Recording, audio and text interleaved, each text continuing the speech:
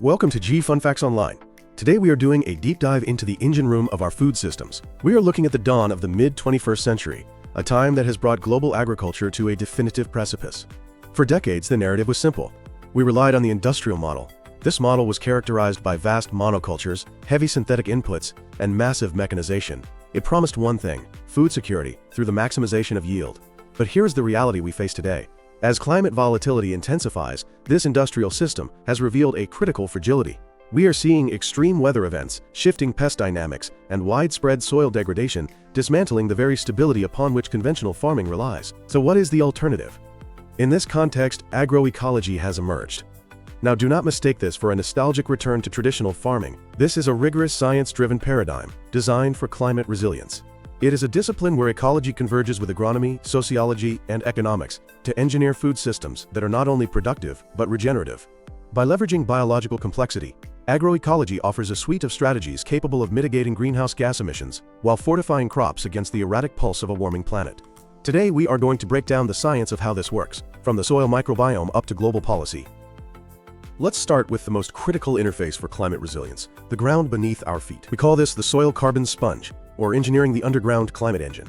Modern soil science has fundamentally shifted its focus. We have moved away from viewing soil as a mere substrate for NPK chemistry, nitrogen, phosphorus, and potassium.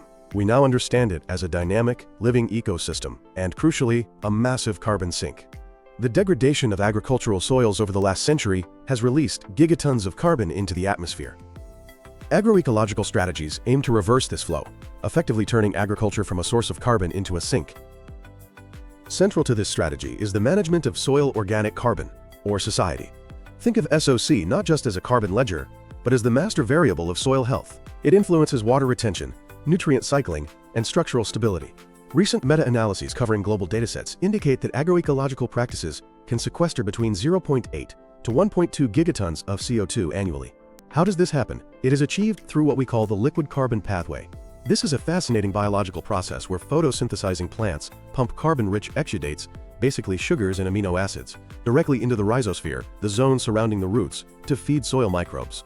In exchange for this liquid carbon, these microbes, particularly mycorrhizal fungi, solubilize minerals for the plant.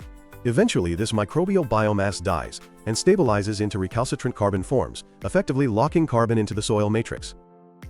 Within this domain, we have high-tech interventions like biochar. Biochar represents one of the most promising technological advances for soil health. It is produced by the pyrolysis of organic biomass in oxygen-limited environments. This creates a stable form of carbon that can persist in soils for centuries. But beyond just sequestration, the science of biochar is highly nuanced. Its porosity and surface charge allow it to act like a coral reef for soil microorganisms. It creates a habitat that protects them from predation and desiccation. We can even engineer biochars by producing them at specific temperatures. For example, high-temperature pyrolysis above 700 degrees Celsius yields biochar with alkaline properties, which is now being used to remediate acidic soils. In sandy soils, biochar has been shown to increase water retention by up to 18%. That 18% creates a critical buffer during flash droughts, keeping plants alive when they would otherwise wither. Coupled with this is conservation agriculture. This relies on a triad of practices: minimal soil disturbance, also known as no-till, permanent soil cover, and crop rotation. While early studies on no-till were somewhat mixed regarding total carbon sequestration, recent deep profile sampling reveals the truth. When you combine no-till systems with cover crops, you prevent the oxidation of organic matter. In vineyard ecosystems, for example, the combination of organic amendments and no-till has been documented to sequester over 11 megagrams of CO2 equivalent per hectare per year.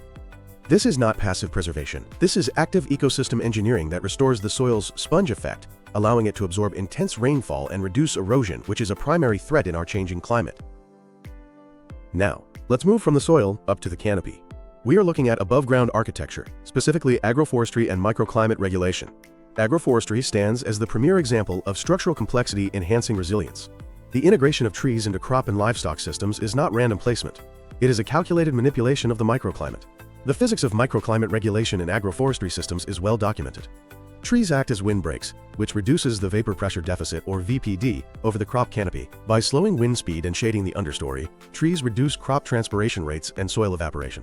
During extreme heat waves, the air temperature under an agroforestry canopy can be up to 6 degrees Celsius cooler than in open monocultures. This temperature buffering is critical. In sensitive crops like maize and rice, even short spikes in temperature during flowering can cause heat sterilization of the pollen, leading to total yield failure. The tree canopy acts as a shield against this thermal shock.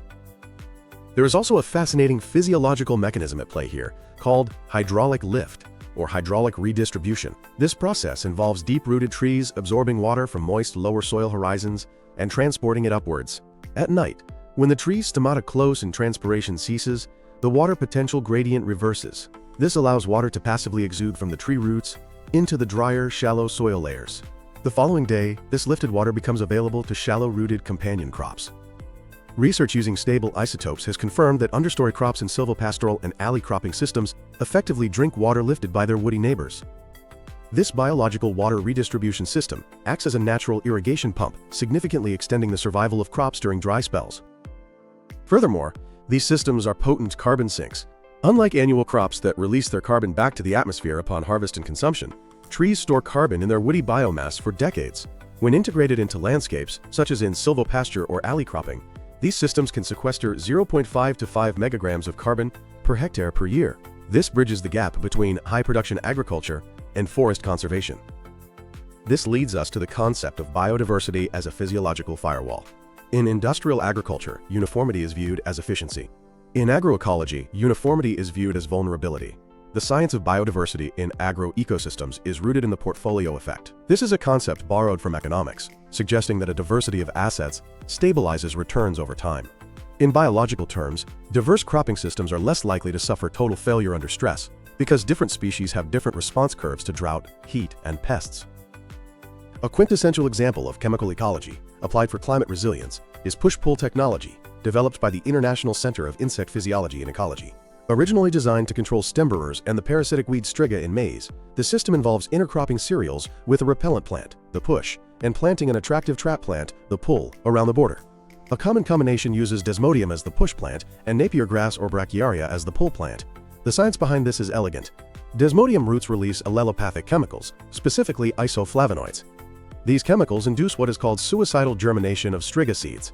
The weed seeds germinate, but the chemical prevents them from attaching to the maize root, effectively cleaning the soil bank of this devastating weed. Simultaneously, volatile organic compounds released by the desmodium repel moths, while the border grasses attract them. As climate change exacerbates pest ranges, climate-smart push-pull has been developed using drought-tolerant companion plants like desmodium and tortum and brachiaria cultivars. These systems maintain pest control under water stress and provide high-quality fodder for livestock, decoupling farmers from reliance on rain-fed pasture alone. Crop diversification also plays a direct role in yield stability. Long-term datasets spanning diverse climatic zones indicate that diversified crop rotations dampen yield volatility. In years characterized by extreme heat and drought, diversified maize-soybean rotations have been shown to yield 7% to 22% more than their monoculture counterparts. This resilience is attributed to broken pest cycles, improved soil structure from varied root architectures, and enhanced nutrient use efficiency. Let's discuss water directly. Water wisdom and managing the green water flux. Climate change manifests primarily through the water cycle, either too much water or too little. Agroecology shifts the focus from blue water, irrigation from rivers and aquifers, to green water, which is soil moisture derived from rainfall. The primary metric here is saturated hydraulic conductivity, or KSAT. This measures the rate at which soil can absorb water. Industrial tillage creates a plow pan, a compacted layer that seals the soil, leading to runoff and flash floods. Agroecological soils, rich in organic matter and bioturbation from earthworms and roots, exhibit vastly superior infiltration rates. Studies have shown KSAT to be up to 14 times higher in agroforestry systems compared to conventional croplands. This porosity allows agroecological farms to harvest rainfall effectively. During heavy downpours, water infiltrates and recharges the groundwater rather than eroding the topsoil. During drought, the high organic matter content acts as a reservoir.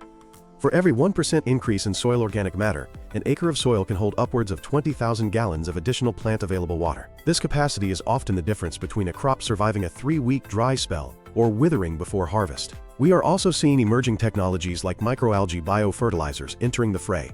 Microalgae capture CO2 at rates 10 to 50 times higher than terrestrial plants. They can be processed into soil amendments that improve soil structure and water retention.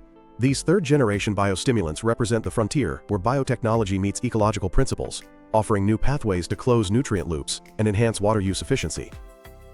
But science-driven agroecology recognizes that resilience is not just biological, it is also social and economic. A farm that produces high yields but bankrupts the farmer is not resilient.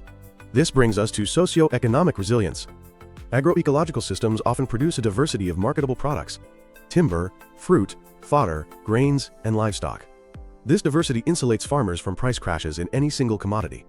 For instance, in shade-grown coffee systems, if coffee prices plummet, farmers can rely on income from fruit trees or timber. This economic stability prevents distressed sales of land and migration, keeping farmers on the land to manage the ecosystem. Agroecology also validates and utilizes local, indigenous knowledge systems, which are often finely tuned to local microclimates. Landraces, or local crop varieties, often possess genetic traits for drought tolerance and pest resistance that high-yielding commercial hybrids lack. By maintaining in-situ seed banks, agroecological farmers preserve the genetic library needed for future adaptation. Regarding social equity, while the labor-intensive nature of some agroecological practices is often cited as a drawback, in many contexts, it drives rural employment. Moreover, systems like push-pull reduce the burden of manual weeding, a task that disproportionately falls on women in many developing nations, thereby freeing up labor for other economic activities. Finally, we must look at the policy frontier. Despite the overwhelming scientific evidence supporting agroecology, it faces significant barriers to scaling. The current global subsidy architecture heavily favors synthetic inputs and commodity monocultures. Transitioning requires a seismic shift in policy. The years 2024 through 2030 are pivotal. The Agroecology Coalition, a global alliance formed to accelerate the transformation of food systems, has launched a strategy to embed agroecology into national policies. The upcoming COP30 in Belém in 2025 and COP16 in Cali are viewed as critical windows of opportunity. Countries are being urged to integrate agroecological targets into their nationally determined contributions, or NDCs, under the Paris Agreement. Brazil's updated NDC 3.0 is a prime example. It explicitly targets the agroecological transformation of food systems to meet greenhouse gas reduction targets. This involves recognizing the dual role of agriculture, as a sector that must decarbonize for mitigation and as a sector that must survive for adaptation. Policies are beginning to shift from subsidizing inputs to subsidizing outcomes. We are seeing payment for ecosystem services schemes being piloted globally to financially reward farmers who adopt agroecological practices that benefit the wider community, paying them for carbon sequestration, water filtration, and biodiversity maintenance. In conclusion, agroecology is not a retreat to the past. It is a sophisticated application of biological intelligence. It replaces fossil fuel-intensive inputs with knowledge-intensive interactions. By understanding the chemical ecology of pest repression, the hydraulic physics of tree-crop interactions, and the microbial dynamics of the carbon cycle, we can design farming systems that are resilient by definition. As the climate crisis deepens, the illusion of control provided by industrial agriculture is shattering. We can no longer force nature to comply with a factory model. Instead, we must align our production systems with the immutable laws of ecology. The science is clear. Diversity creates stability, soil carbon creates resilience, and biological complexity is the only viable shield against the uncertainty of the future. The transition to agroecology is no longer just an alternative. It is a biological imperative for the survival of our food systems. Thanks for listening to G Fun Facts Online.